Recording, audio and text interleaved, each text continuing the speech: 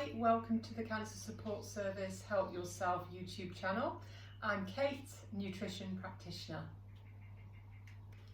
So today I'm going to make some homemade crackers that are gluten-free, full of amazing essential fatty acids, really nutritious, something that you would pick up in a shop and pay probably about £2.50 for not very many. So making your own at home is a really great way to make healthy, inexpensive crackers. So I'm going to start by using some walnuts. Actually, I've got a few pumpkin seeds sprinkled in here, but it's not officially in the recipe, so ignore that bit. I've actually soaked my walnuts beforehand. The reason we do that is basically nuts and seeds and a lot of beans are surrounded by something called phytic acid, and if we soak them we break that down and then it's much easier for us to digest and we're more likely to be able to get the nutrition from the actual source. So yeah, so I've soaked mine. I will do a little video giving a bit more information about soaking in the future. So I'm going to put 2 cups of the walnuts into my food processor, and I'm going to give it a little grind.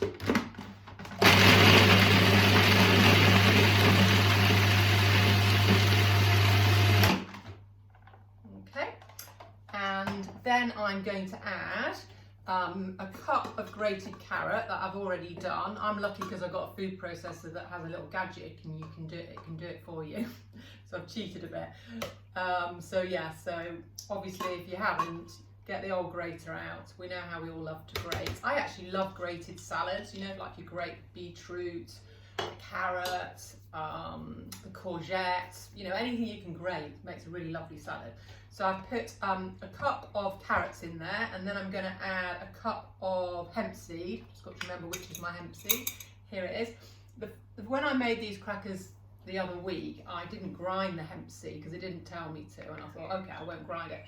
But it wasn't good, it was too crunchy, so I've ground my hemp seed in my NutriBullet and then just filled my little corner jar up. So I basically want 2 cups of hemp seed. This is actually only a 1/4 spoon, so I need 8 of those. So quite a lot of hemp seed. Actually no, 1 cup. 1 cup of hemp seed I think looks plenty. What I'll do is I will pop a recipe up so that everybody can see it. So don't worry about trying to remember everything and re-watching the video.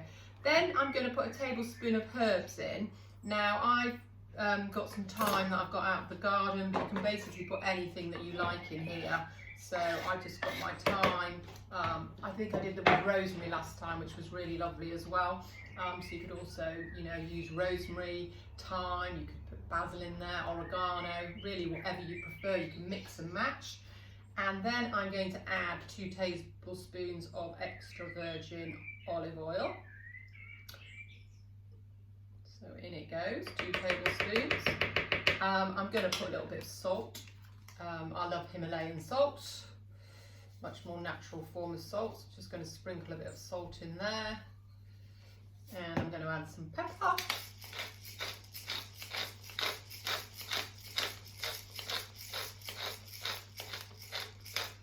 Okay, and then I'm going to whizzle that.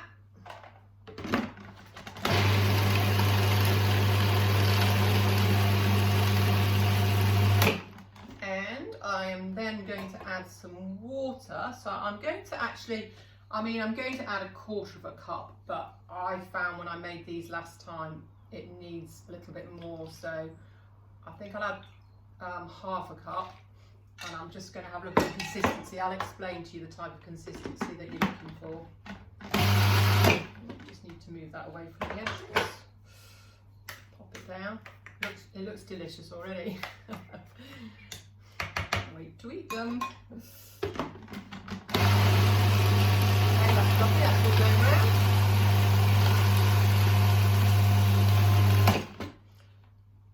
Definitely needs a bit more water in there, so I think I'm going to go for a cup. Don't know, some days it seems to need more water than others. Not sure what's going on those days.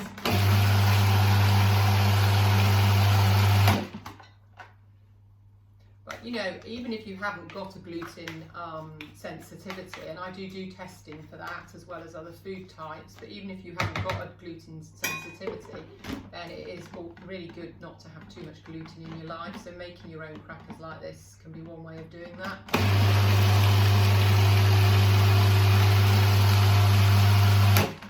Okay, and then I'm going to add a 1/4 cup of flaxseed. This is where everywhere's starting to get quite messy. I'm not a tidy cook. So a 1/4 cup of flaxseed, and I'm just going to sort of do bursts to get that through.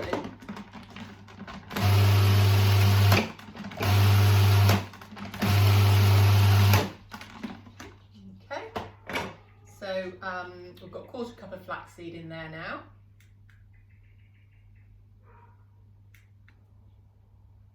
Okay, so by the power of technology, I've managed to clear my mess away. And I'm going to get the mixture and I'm going to pop it onto a baking sheet. Now, I have a dehydrator, which I recognise a lot of people don't have. So I'm actually going to cook some of them in the oven as well, at the lowest possible temperature. Because what I want to do is I want to try and keep the nutritional, you know, the nutritional value in the crackers. So I'm going to cook it at a low temperature and until it's at the sort of crispy desired texture that I want it. But I'm also going to do some in my dehydrator. I bought my dehydrator about 4 years ago, and it was a really good investment.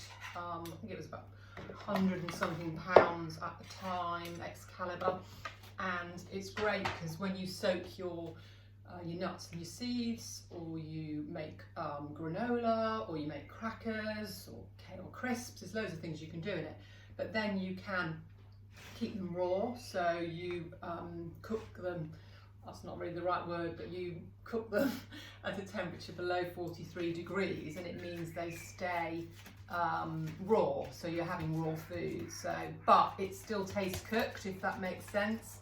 But anyhow, as I said, I recognise that a lot of people don't have dehydrators, but obviously if it's something that you're thinking might be good, then do message me and I can let you know which one, you know, I suggest, the one I find good. So really with it, as you can see, I'm actually just done that on the dehydrator sheet, but I'm going to do the same on the baking sheet. I've just basically spread it out, and then all I'm going to do is, just to make it look pretty, doesn't really matter, you can do them whatever thickness you like. You could make them thicker, obviously they would take longer to cook, or you can keep them nice and thin. You can sprinkle them on top with some pumpkin seeds or sesame seeds, or you know, whatever floats your boat. But anyhow, so basically I have, as you can see, just laid it out like that, and then I'm just going to do my cuts here. The other thing that's quite good to do is increase the mixture a bit, but I must admit I'm not sure I could have fit that much more in my food processor, so ignore that suggestion, it was not a good one. So these are going to go into the dehydrator. These ones here are going to go into the oven, and yeah, we will have a look at them when they're ready. Right, I have the finished product. So here I've got the ones that I put in the oven, and they've cooked really nicely. I left them in the oven at 50 degrees for 6 hours. I just kept an eye on them. You could probably have left them in a little bit longer to make them a bit crispy. So there's no like hard and fast rule, just sort of check them intermittently. You can also put them at a higher temperature and once again keep an eye on them. It is a good idea to turn them during the process, maybe like just once is fine. If you're doing it for 6 hours, after 3 hours, just turn them over on your baking sheet. And yeah, they're absolutely delicious like that. And then these are the ones that I did in my dehydrator, which took longer because it's a lower temperature. And yeah, they are equally, they've maybe got a little bit more of a snap to them, but that's perhaps because I could have cooked these for a little bit longer.